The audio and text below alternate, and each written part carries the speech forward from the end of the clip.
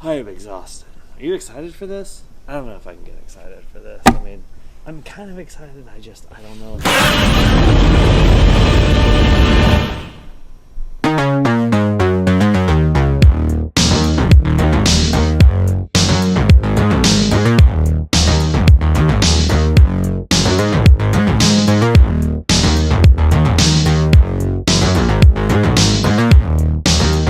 What is going on, everybody? Welcome to Tavern Talk by Initial Reaction. I am Philip, and joining me once again this week, Mr. Christopher Pistole. Hi.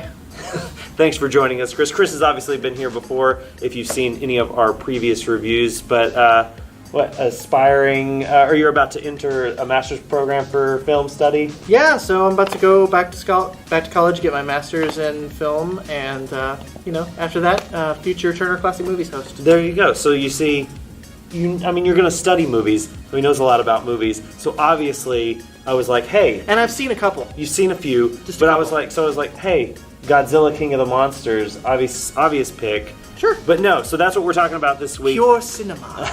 It is the follow-up to 2014's Godzilla and Kong Skull Island. So we're kind of building this. Yeah, they're kind of building a cinematic universe of monsters. Yeah, a monsterverse. But no, initial reaction, what do you think of Godzilla, King of the Monsters?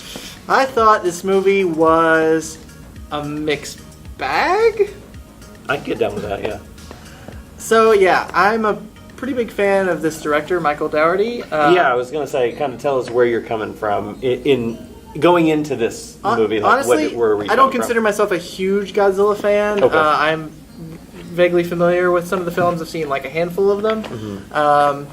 But really, I was actually coming at this more from the perspective of a Michael Dougherty fan. I loved Trick or Treat, loved Krampus. I just think he's got like a really kind of unique sort of take on making these kind of 80s style kind of like horror films or kind of genre films. Yeah, I've seen both of those, but like just one time, and I remember them feeling like intentionally really cheeky, I guess you could kind of say. Yeah, he seems to really nail that tone of like kind of the genre films that take the genre very seriously, but still kind of wink at the audience a little bit.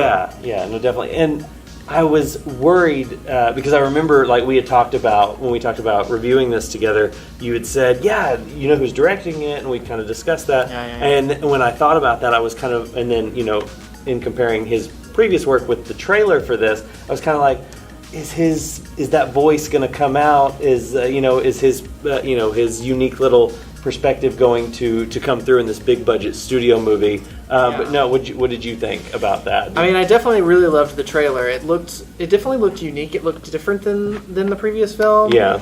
It looked like it was coming at it from more like this artistic sort of like, I don't know, just different kind of visual style that it was going for.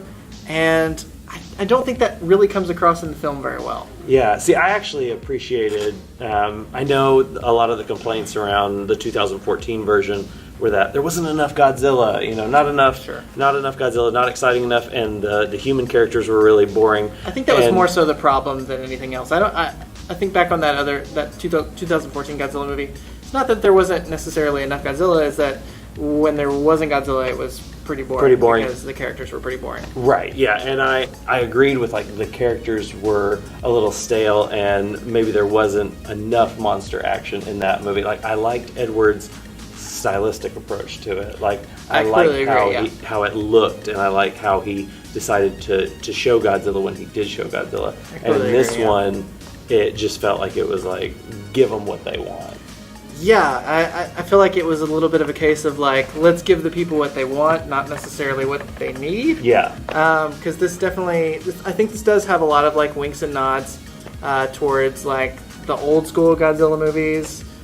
There's a lot of just like little hidden references in there that I think fans will appreciate. Yeah, see, and I didn't like coming at it from the guy who saw the Roland Emmerich late 90s version and the 2014. That episode of Friends that had Godzilla in it? Yeah, so I didn't get any of that, so I didn't get much more from it. And I don't know if that played into like my general reception of it. But no, I mean, did you recognize a lot of those? There was a lot of like Easter eggs in there.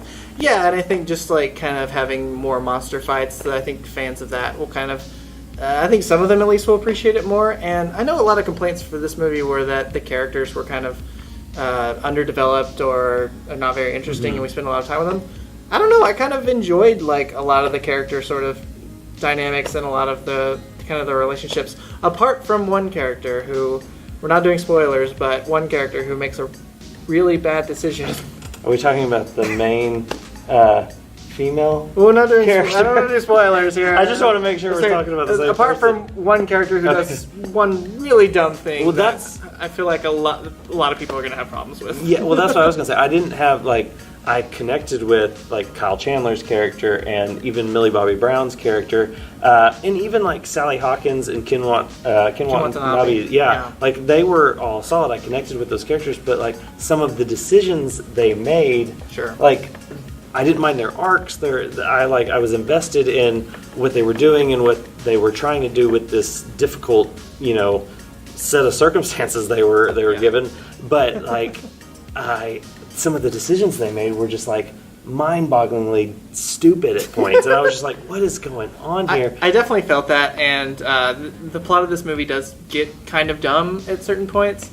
But it's a little contrived. Yeah, and at times though, I kind of had to like step back and remind myself, like, okay, like this is kind of prototypical old Godzilla though. Like the plots get a little dumb, and get a little preposterous. Just for the sake of getting these monsters together. I mean, they're giant monsters together. Some of them are from Venus. Yeah, See, I didn't know if that's where we were going with that, but no, it is. I feel like even though I may not have a great history with this character or this series or whatever, I feel like even if you don't have that, this is going to be generally pleasing to a big audience. Like there's enough here to where they're going to enjoy what it has to offer, because what it has to offer is what it advertises, really. I mean, like, you get what you pay for. Yeah, I feel like somewhat. Even though I'm not like a huge Godzilla fan coming at it, I was a little disappointed in some of the action stuff. Like I felt like there was a whole lot of shaky cam at times. There was some of the fight scenes kind of just went on a little too long and were extremely chaotic at times. I felt like there was a lot of like, in the special effects work, they would use a lot of the, when it would pass and it would kind of like be fuzzy. Like a lot of it was like, let's just make this fuzzy so we don't have to do as much detail work on some of these shots. And it's frustrating. Some of the close-ups are really good. Yeah, and it's frustrating because there are those moments where there's just like a still shot and it's like a beautifully crafted, very like well done shot, and it feels like there's some like care brought into this, but it just felt like not quite enough. Those never lasted long enough. Yeah, like, you wanted a little more of that.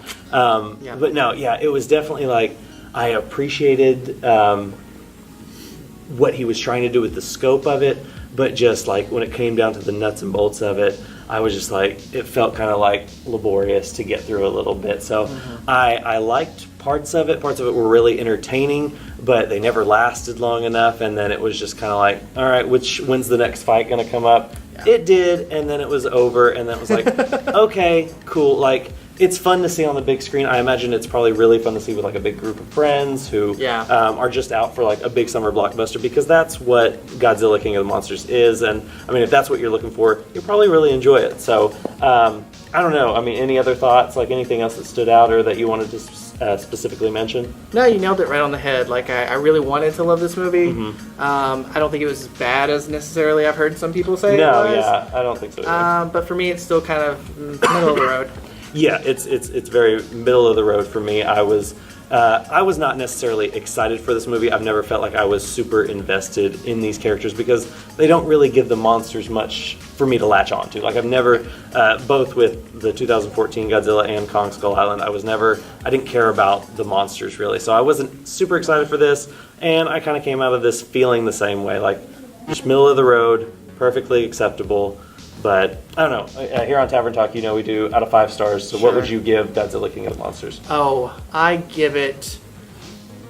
probably give it 3 out of 5 little women that follow Mothra around. Okay. Well, I'm going to stick with down the middle. That's for you nerds out there. I'm going to stick right down the middle. I'm going to go 2.5 out of 5. It's perfectly fine. And if you're looking for a big, colossal monster movie where they just fight pretty much nonstop, you'll enjoy it, especially on the big screen. And if you are going to see Godzilla King of the Monsters on the big screen, definitely make your way to Movie Tavern. You can see Godzilla in all his glory on the big screen while you're in a recliner, comfy recliner, eating a good meal, snacks, popcorn, drinks, whatever you want, whatever you're in the mood for. Definitely check out the Movie Tavern because it's an experience at the movies unlike any other. So thank you for joining us. Thank you for subscribing, liking, viewing, whatever, all that good stuff. You can click all those buttons and do all that. But join us every week. We have a new review of the biggest release every week because that's what we do here at Tavern Talk. So thank you. We'll see you next week. Let them fight.